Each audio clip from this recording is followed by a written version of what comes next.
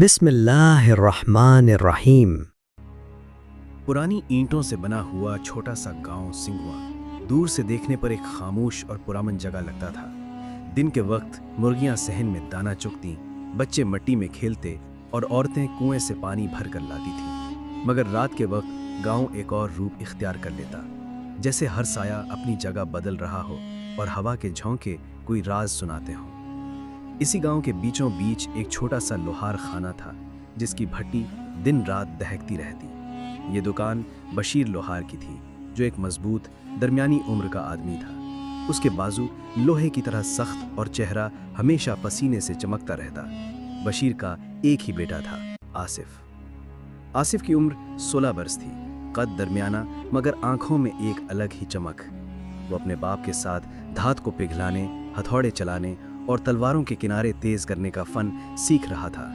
مگر آصف کا دل ہمیشہ نئی چیزیں جاننے اور گاؤں سے باہر کی دنیا دیکھنے کو مچلتا رہتا۔ اس دن دوپہر کے وقت آسمان پر کالے بادل چھا گئے تھے۔ ہوا بھاری اور سست تھی، جیسے کسی طوفان کی آمد ہو۔ بشیر اور آصف بھٹی کے قریب کھڑے تھے جب اچانک گاؤں کی مرکزی گلی میں ہلچل مچ گئی۔ کون ہے یہ؟ ایک آدمی کی آواز آئی۔ آصف نے گردن اٹھا کر دیکھا۔ ایک لمبے قد کا شخص سیاہ چوغا پہنے دھیرے دھیرے گاؤں کی طرف بڑھ رہا تھا۔ اس کے ہاتھ میں ایک لمبا سا عصا تھا، جس کے اوپر کسی چمکتے پتھر کی نوک لگی تھی۔ اس کی آنکھیں سرمئی تھیں، جیسے دھند میں چھپی ہوں، اور داڑھی پتلی مگر لمبی۔ لوگ سرگوشیاں کرنے لگے۔ یہ مسافر لگتا ہے، مگر اس کی چال کچھ عجیب ہے۔ کہتے ہیں پچھلے گاؤں میں بھی کوئی جادوگر آیا تھا۔ وہ شخص سیدھا بشیر کے لوہار خانے کے سامنے آ کر رکا۔ اس نے آہستہ آہستہ گردن گھمائی اور دکان کا جائزہ لیا۔ پھر گہری آواز میں بولا، تم ہی بشیر ہو؟ بشیر نے ہتھوڑا نیچے رکھا اور اس بات میں سر ہلایا۔ جی، آپ کون ہیں؟ میرا نام زالان ہے۔ اس نے ایک لمحے کو خاموش رہ کر کہا، مجھے تم سے ایک ہتھیار بنوانا ہے، مگر یہ عام ہتھیار نہیں ہوگا۔ آصف چونک گیا۔ کیا مطلب؟ زالان نے اسے گھور کر دیکھا، جیسے آنکھوں سے ہی اس کا دل پڑھ لینا چاہتا ہو۔ پھر آہستہ سے کہا، ایسا ہتھیار جو صرف ایک ہی بار استعمال ہوگا اور پھر کبھی نہیں۔ بشیر نے پیشانی پر بل ڈالے۔ یہ کس قسم کا ہتھیار ہے؟ زالان نے اندر سے ایک پرانی زنگ آلود تلوار نکالی۔ اس کی دھار پر عجیب و غریب نقوش بنے تھے، جو ہلکی نیلی روشنی میں جھلملا رہے تھے۔ اسے دوبارہ زندہ کرنا ہے۔ دھات وہی ہوگی، مگر روح تمہیں اسے جگانی ہوگی۔ بشیر اور آصف دونوں نے حیرت سے تلوار کو دیکھا۔ یہ عام ہتھیار نہیں لگتا تھا۔ آصف کے دل میں ایک انجانی بے چینی اتر گئی۔ اور اگر ہم نے یہ کام نہ کیا تو؟ بشیر نے پوچھا۔ زالان کے لبوں پر ایک ہلکی مسکراہٹ آئی، ایسی مسکراہٹ جو دوستوں کے لیے نہیں بلکہ خطرے کا پیش خیمہ ہوتی ہے۔ تو پھر کچھ چیزیں سوئی نہیں رہیں گی۔ یہ کہہ کر اس نے تلوار میز پر رکھی اور چوغے کے اندر سے ایک چھوٹا سا تھیلا نکالا، جس میں سونے کے سکے بھرا ہوا تھا۔ یہ پیشگی ہے، باقی جب کام مکمل ہوگا۔ وہ مڑ کر چلنے لگا، مگر آصف نے دیکھا کہ اس کے قدم زمین کو چھو رہے ہیں، پھر بھی مٹی پر کوئی نشان نہیں پڑ رہا۔ دل کی دھڑکن تیز ہو گئی۔ جب زالان نظروں سے اوجھل ہو گیا، آصف نے باپ سے کہا، ابا، یہ آدمی یہ عام نہیں لگتا۔ بشیر نے بھاری سانس لیتے ہوئے کہا، پتا ہے بیٹا، مگر کبھی کبھی ایسے گاہک بھی آتے ہیں جن کے سوال نہیں کیے جاتے، صرف کام کیا جاتا ہے۔ مگر آصف کے ذہن میں سوالوں کا طوفان اٹھ چکا تھا۔ یہ تلوار کون سی تھی؟ اس پر یہ عجیب نقش کیوں تھے؟ اور یہ زالان اصل میں چاہتا کیا تھا؟ اس رات آصف کو نیند نہیں آئی۔ باہر ہوا کے جھونکوں میں گھنٹیوں کی ہلکی سی آواز گونج رہی تھی، جیسے کوئی گاؤں کے کنارے پر کسی کو بلا رہا ہو۔ صبح کی روشنی گاؤں پر پھیلی تو ایسا لگا جیسے رات کی وحشت نے کچھ دیر کے لیے پناہ لے لی ہو۔ مگر آصف کے دل میں اب بھی زالان کی آنکھوں کا عکس زندہ تھا۔ وہ آنکھیں جو دھند میں چھپی ہوئی لگتی تھیں، مگر اندر ایک طوفان چھپا تھا۔ بشیر نے ناشتہ ختم کرتے ہی آصف کو اشارہ کیا، چلو بھٹی جلانی ہے۔ آصف خاموشی سے دکان میں داخل ہوا۔ میز پر وہ پراسرار تلوار رکھی تھی۔ دھات سرد تھی، مگر جیسے ہی اس نے ہاتھ لگایا، ایک عجیب سا جھٹکا لگا، جیسے دھار کے اندر کوئی سانس لے رہا ہو۔ ابا، اس پر یہ عجیب نقش کیوں ہے؟ آصف نے پوچھا۔ बशीर ने कंधे उचकाए। पुराने ज़माने की जंगों में ऐसे हथियार बनते थे जिन पर कबीले के निशान या दुआ लिखी होती थी, मगर ये कुछ और ही लगता है। बशीर ने आहिस्ता आहिस्ता धात को भट्टी में रखा। आग की लपटें बुलंद हुईं और धात का रंग बदलने लगा, मगर उसी लम्हे भट्टी के शोले का रंग नारंगी से गहरा नीला हो गया। आसिफ पीछे हट गया। ये तो आम बात नहीं है। बशीर के हाथ हल्के कांपने लगे। आग का रंग तब बदलता है जब धात में कोई और ताकत शामिल हो। इसी दौरान बाहर से एक शोर की आवाज आई। गांव के चंद लोग दुकान के बाहर खड़े थे, चेहरे पर खौफ। बशीर भाई, एक बूढ़ा किसान बोला, रात हमारे खेतों में कोई साया फेरता रहा। जानवर बिल्ली की तरह चीखे और सुबह एक भेड़ आधी जली हुई मिली। आसिफ के जिस्म में सनसनी दौड़ गई। क्या ये जालान का काम हो सकता है? किसान ने बेचैनी से कहा। हम नहीं जानते, मगर ये बात तुम्हारे गाहक के आने के बाद शुरू हुई है। बशीर ने सख्त लहजे में कहा। अपने गमान अपने पास रखो, हम सिर्फ काम करते हैं। मगर आसिफ ने महसूस किया कि बाप के अल्फाज में एतमाद नहीं था। दोपहर के वक्त जालान वापस आया। आज वो पहले से भी ज्यादा खौफनाक लग रहा था। उसके चोगे पर नमी के कतरे थे, जैसे वो किसी घने जंगल से आया हो। काम कैसा चल रहा है? उसने गहरी आवाज में पूछा। बशीर ने जवाब दिया, धात को पिघला रहे हैं, मगर इसमें अजीब रद्द-ए-अमल हो रहा है। जालान ने मुस्कुराकर कहा, अच्छा है, इसका मतलब है कि वो बेदार हो रही है। आसिफ ने हिम्मत करके पूछा, ये तलवार किसकी थी? जालान ने उस पर नजरें जमा दी। ये सवाल सिर्फ वो पूछ सकते हैं जिनके पास जवाब सहने की हिम्मत हो। तुम्हारे पास है? आसिफ खामोश हो गया, मगर दिल में हाँ थी। जालान ने धीरे से कहा, यह तलवार कभी एक ऐसे बादशाह की थी जिसने मौत को कैद करने की कोशिश की, मगर कैद कभी हमेशा की नहीं होती। ये कहकर वो हल्के कहकहे के साथ दुकान से निकल गया। मगर जाते वक्त आसिफ ने देखा, उसके साए की सिमत उल्टी थी, जैसे सूरज के मुखालिफ चल रहा हो। रात को आसिफ भट्टी में चुपके से आया। वो तलवार को देखना चाहता था। जैसे ही उसने धात को छुआ, आंखों के सामने अंधेरा छा गया। वो किसी और जगह खड़ा था, एक मैदान में जहां जमीन पर लाशें बिखरी थीं। एक लंबा साया उसकी तरफ बढ़ रहा था, हाथ में यही तलवार। और फिर अचानक धात की धड़कन सुनाई दी। मुझे आजाद करो। आसिफ चौंक कर पीछे हटा, मगर भट्टी की आग खुद ब खुद भड़क उठी। बाहर से हवा के साथ जालान की सरगोशी आई। वक्त करीब है। अगली सुबह गांव में एक और हंगामा बरपा था। मस्जिद के करीब वाले कुएं के पास लोगों का हुजूम था। आसिफ भी दौड़कर वहां पहुंचा। कुएं का पानी स्याह और बदबूदार हो चुका था, जैसे उसमें कोई मुर्दा जानवर गल रहा हो। एक बूढ़ी औरत रो रही थी। कल रात पानी बिल्कुल साफ था, ये कैसे हो गया? लोग एक दूसरे को शक भरी नजरों से देख रहे थे। कुछ की नजरें बशीर के लोहार खाने की तरफ भी उठ रही थीं। ये सब उस अजनबी के आने के बाद हो रहा है, एक जवान ने कहा। हाँ, रात फिर किसी ने खेतों में आग लगाने की कोशिश की, दूसरे ने सर हिलाया। आसिफ का दिल डूबने लगा। वो जानता था कि लोग जिस अजनबी का जिक्र कर रहे हैं वो जालान ही है, मगर जालान का मकसद क्या है ये कोई नहीं जानता था। दिन के वक्त बशीर और आसिफ भट्टी में काम कर रहे थे कि अचानक एक साया दरवाजे पर आ खड़ा हुआ। जालान था, मगर आज उसकी आंखों में एक अजीब चमक थी, जैसे वो किसी कामयाबी के करीब हो। तलवार तैयार हो रही है? उसने पूछा। बशीर ने धीरे से कहा, धात की सख्ती बढ़ रही है, मगर ये आम धात की तरह नहीं बर्ताव कर रही। जालान मुस्कुराया। ये धात आम दुनिया से नहीं आई, ये उस जगह से लाई गई है जहां वक्त और जिंदगी का कानून अलग है। आसिफ ने हिम्मत करके कहा, और तुम ये तलवार क्यों चाहते हो? जालान ने गहरी सांस ली, क्योंकि कुछ कैदें टूटने वाली हैं और मैं चाहता हूं कि जब वो टूटें तो चाबी मेरे हाथ में हो। इसके बाद वो बगैर कुछ कहे वापस चला गया, मगर जाते हुए आसिफ ने देखा कि हवा में उसके कदमों के पीछे हल्की सी धुंध की लकीर बन रही है, जो चंद लम्हों बाद गायब हो गई। उस रात आसिफ ने फैसला किया कि वो जालान का पीछा करेगा।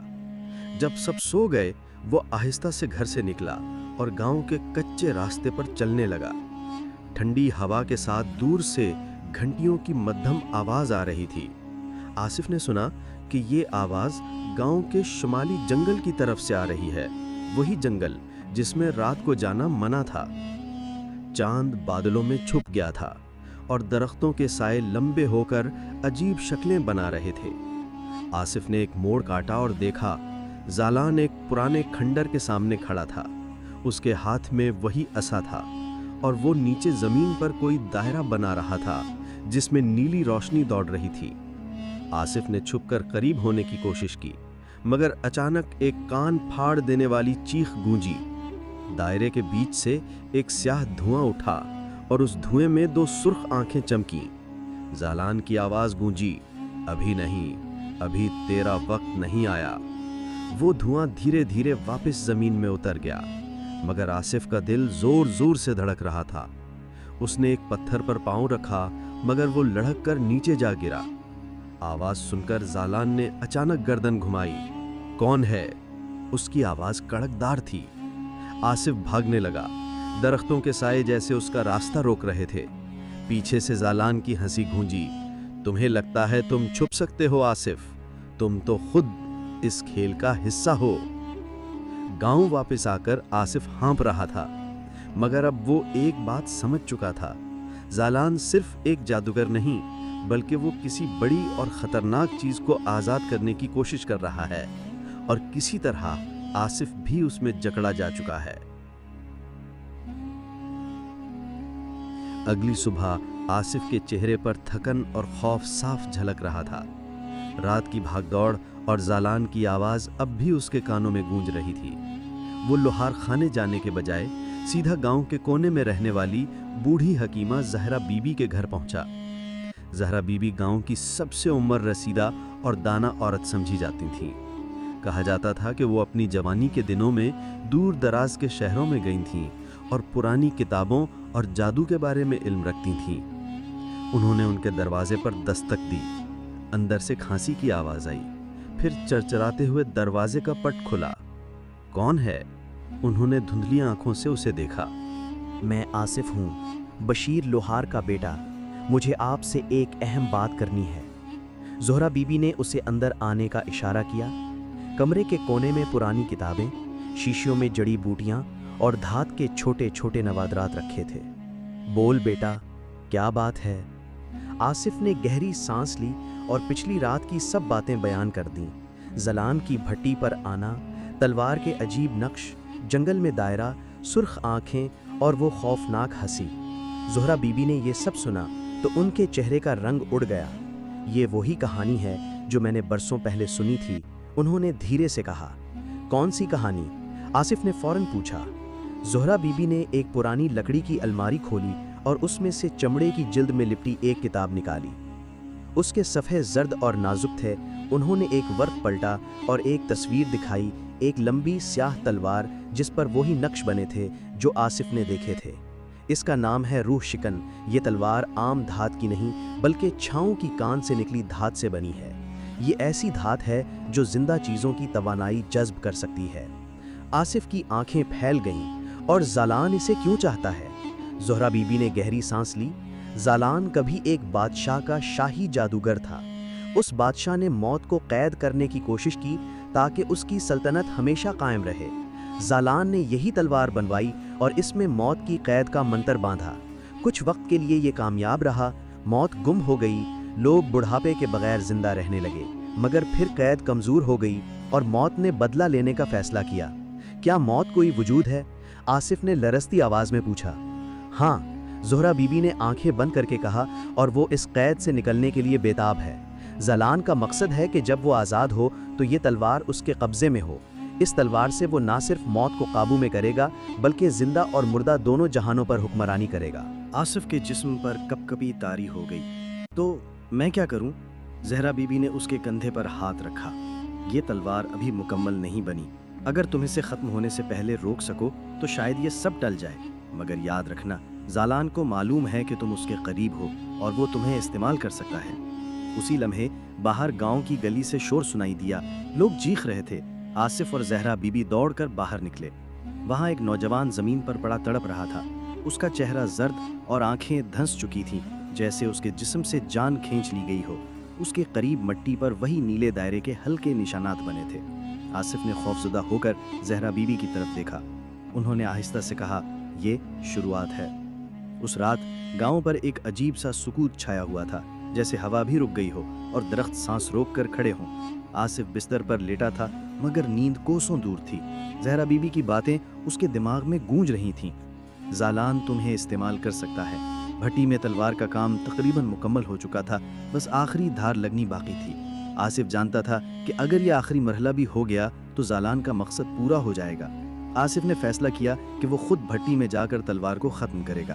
وہ آہستہ سے گھر سے نکلا اور لوہار خانے کی طرف بڑھا، مگر جیسے ہی وہ دروازے کے قریب پہنچا اسے اندر کسی کے قدموں کی چاپ سنائی تھی۔ وہ دبے پاؤں اندر داخل ہوا اور وہاں زالان کھڑا تھا۔ اس کے ہاتھ میں تلوار تھی اور بھٹی کی آگ عجیب نیلی روشنی میں لپک رہی تھی۔ تمہارا آنا میں نے پہلے ہی دیکھ لیا تھا آصف، زالان نے بغیر مڑ کر کہا۔ تم یہ سب کیوں کر رہے ہو؟ آصف نے چیختے ہوئے کہا۔ زالان آہستہ سے پلٹا۔ کیونکہ تم نہیں جانتے کہ موت کی طاقت کتنی عظیم ہے۔ میں نے صدیوں تک انتظار کیا ہے اور تم اس سب میں ایک ضروری کڑی ہو۔ آصف نے الجھ کر پوچھا، میں؟ زالان مسکرایا۔ ہاں، یہ تلوار صرف اس کے ہاتھ سے مکمل ہو سکتی ہے جو موت کے لمس سے بچا ہو، اور تم بچ گئے تھے جب بچپن میں دریا میں ڈوبتے ڈوبتے بچے تھے۔ وہ لمحہ تمہیں اس دنیا اور موت کی سرحد کے بیچ لے گیا تھا۔ تم وہ دھاگا ہو جو دونوں کو جوڑ سکتا ہے۔ آصف پیچھے ہٹنے لگا مگر اچانک بھٹی کی آگ میں سے ایک سیاہ دھواں اٹھا اور اس نے آصف کے قدم جکڑ لیے۔ زالان نے تلوار اس کے ہاتھ میں زبردستی تھما دی۔ آگ میں دھار لگاؤ اور یہ سب ختم ہو جائے گا۔ آصف نے دل ہی دل میں دعا کی اور اچانک ایک فیصلہ کیا۔ اس نے تلوار کو دھار لگانے کے بجائے سیدھا بھٹی کے بیچ میں ڈال دیا۔ دھات چیخی جیسے زندہ ہو اور آگ بھڑک کر سیاہ شعلوں میں بدل گئی۔ زالان غصے سے چیخا، نہیں! مگر اسی لمحے بھٹی کے اوپر ایک دھندلا سا انسانی سایہ ابھرا، آنکھوں کے بغیر چہرہ، ٹھنڈی لہر اور گہری سرگوشی۔ میں آزاد ہوں۔ آصف کے قدم زمین میں جم گئے۔ یہ موت تھی اور وہ زالان کی نہیں سن رہی تھی۔ زالان نے ہاتھ بڑھا کر سائے کو روکنے کی کوشش کی مگر وہ اس کے جسم میں سے گزر گیا۔ زالان ایک لمحے کو جم سا گیا، پھر اس کا جسم زمین پر گر کر ساکت ہو گیا۔ سایہ آصف کے قریب آیا جیسے اسے پہچان رہا ہو۔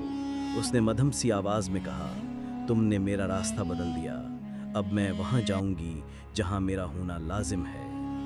یہ کہہ کر وہ دھواں ہوا میں تحلیل ہو گیا، نیلی روشنی بجھ گئی اور بھٹی کا رنگ دوبارہ نارنجی ہو گیا۔ آصف نے گہرا سانس لیا۔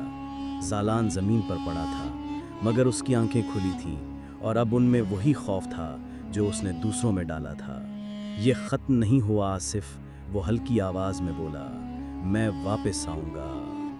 اس رات گاؤں پر ایک عجیب سا سکوت چھایا ہوا تھا، جیسے ہوا بھی رک گئی ہو اور درخت سانس روک کر کھڑے ہوں۔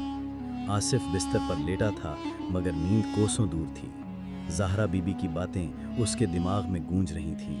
زالان تمہیں استعمال کر سکتا ہے۔ بھٹی میں تلوار کا کام تقریباً مکمل ہو چکا تھا، بس آخری دھار لگنی باقی تھی۔ آصف جانتا تھا کہ اگر یہ آخری مرحلہ بھی ہو گیا تو زالان کا مقصد پورا ہو جائے گا۔ آصف نے فیصلہ کیا کہ وہ خود بھٹی میں جا کر تلوار کو ختم کرے گا۔ وہ آہستہ سے گھر سے نکلا اور لوہار خانے کی طرف بڑھا، مگر جیسے ہی وہ دروازے کے قریب پہنچا اسے اندر کسی کے قدموں کی چاپ سنائی دی۔ وہ دبے پاؤں اندر داخل ہوا اور وہاں زالان کھڑا تھا۔ اس کے ہاتھ میں تلوار تھی اور بھٹی کی آگ عجیب نیلی روشنی میں لپک رہی تھی۔ تمہارا آنا میں نے پہلے ہی دیکھ لیا تھا آصف، وہ بغیر مڑ کر کہا۔ تم یہ سب کیوں کر رہے ہو؟ آصف نے چیختے ہوئے کہا۔ زالان آہستہ سے پلٹا، کیونکہ تم نہیں جانتے کہ موت کی طاقت کتنی عظیم ہے۔ میں نے صدیوں تک انتظار کیا ہے اور تم اس سب میں ایک ضروری کڑی ہو۔ آصف نے الجھ کر پوچھا، میں؟